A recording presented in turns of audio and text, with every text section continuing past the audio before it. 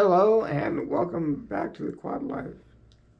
Well, it has been a couple weeks since I've had a video up, and yeah, where to begin is the question.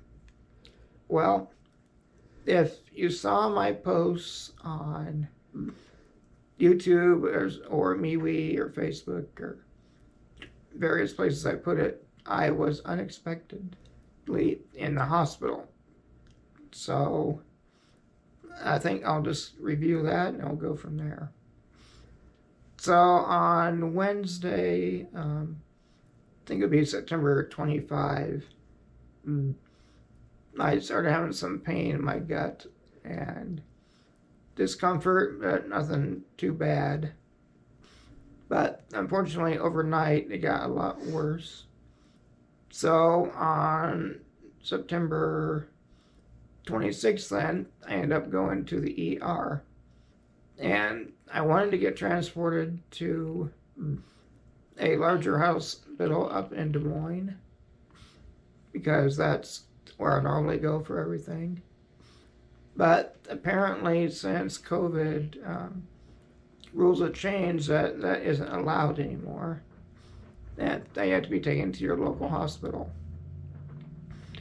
So we reluctantly did that, and I got there at like 7:30 in the morning. And said, this is my history. I've had problems with my gut in the past, and I just need to get an NG tube and get my stomach and everything cleared out. Well, unfortunately, it fell on pretty well deaf ears. And for the next about 4 hours, I ended up just having testing. And I finally got an NG tube in the ER.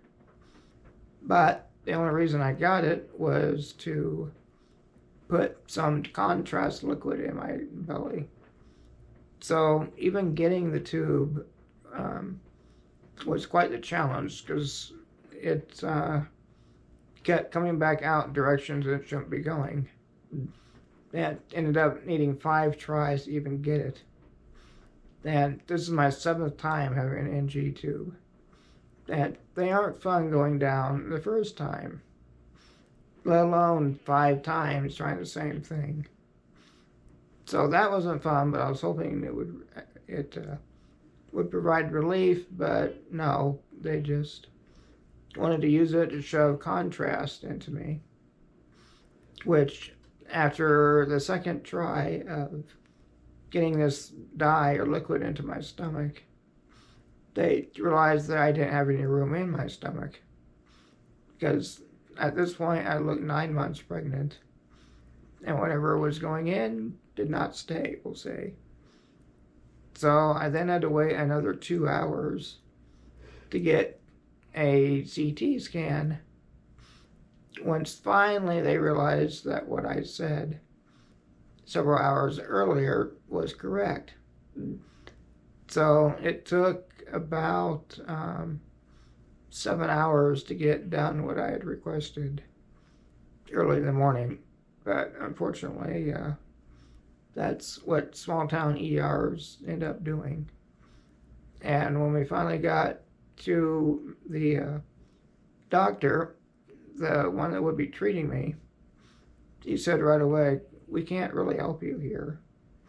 That they don't have the expertise in small town hospitals to work with a diaphragm pacemaker or all my other stuff I need. So I was in the hospital then from Thursday through to Sunday morning, and ended up that my parents had to pretty well do everything for me, which is exhausting for all of us, to say the least. But thankfully, on Sunday, the 29th of September, I got released to go home again. But I've been watching church that morning with my dad on our laptop, and I was positioned that I had to look down a little bit in order to see the screen, but I noticed that when I was looking down, my head would pop back up. kind of annoying and weird, but I didn't think a whole lot about it. But it continued to get worse. I told my doc when he released me about it, and said, well, you haven't slept well in the last 3 nights, which was true, and it was probably just from stress, he said. I'm like, oh, well, all right. But also while I was in the hospital, I was taking off all of my medication. So I normally take 2 different anti-spasm medications that help calm my muscles, as well as some others. And so I hadn't received them for over 2 days. So I thought maybe that was part of the case as well. But as the day continued on Sunday, it kept getting worse. That my head would like undulate back and forth. That more than I can even do here just showing. That my shoulders would go up and my whole upper body would just like go back and forth. So it made it difficult to drive on the way home, to even get loaded in the van. But once home, we hoped, being back in my own bed, that I could get some rest and it would calm down. But no, it just kept getting worse and worse, to the point that everything was moving pretty well back and forth, worse than this. And I lost like complete control of my head, even, that it wouldn't do what I said. And it got to the point that I thought my next muscle, or all that was left to not start spasming, was my diaphragm, which if that happens, then, I'm not going to be breathing very well, if at all. And I do have a ventilator here for backup, but they're very hard to even get me to switch over to it. So I told Dad that, we need to get me back to the ER because something's going wrong. And from feeling of everything that was going on, I was wondering if I would have much longer of earthly concerns. I had taken extra meds, extra Tylenol and Benadryl, to try to calm my muscles down. And that didn't seem to do anything. And if anything, it made it more of a challenge, because while my head was bouncing around, I had to time how I could swallow, because I can't swallow at all times.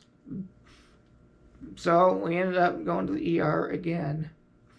But on the way, it was like I get a calm of everything. I'd been praying for relief for several hours at that point, and it was like that, just going to the ER, feeling the outside breeze from the van or from the air, that God put a calm over my body. And by the time I got to the ER, everything was fine.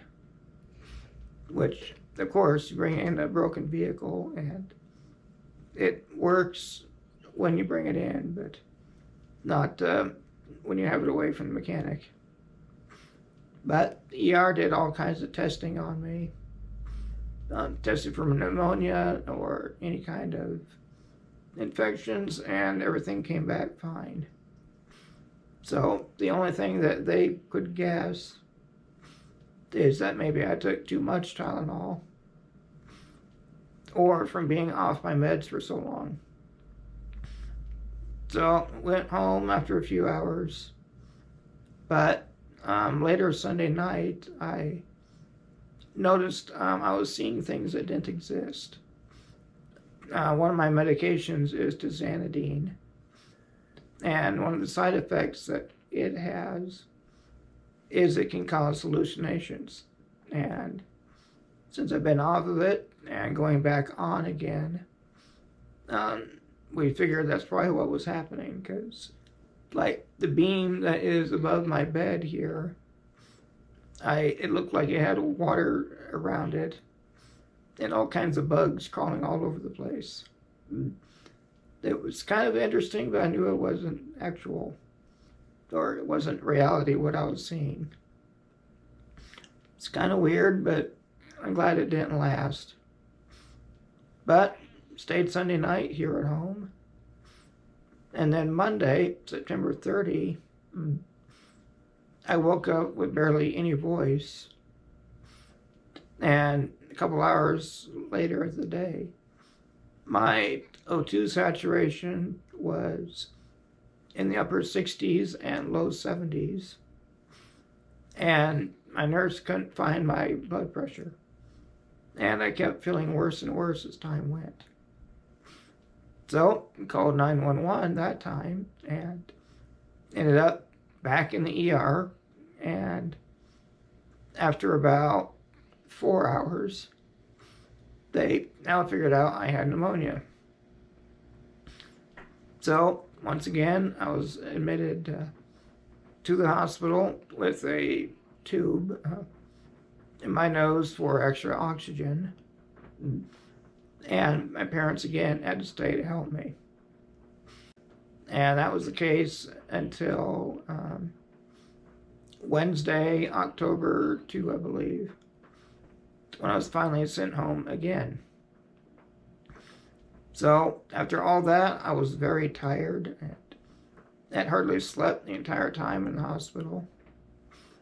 So it took several days for me to finally get back to normal and be able to speak again. So as you can hear now, my voice is still not real strong again and kind of scratchy, but it's a large improvement from what it was. So that is where I've been at the last couple weeks.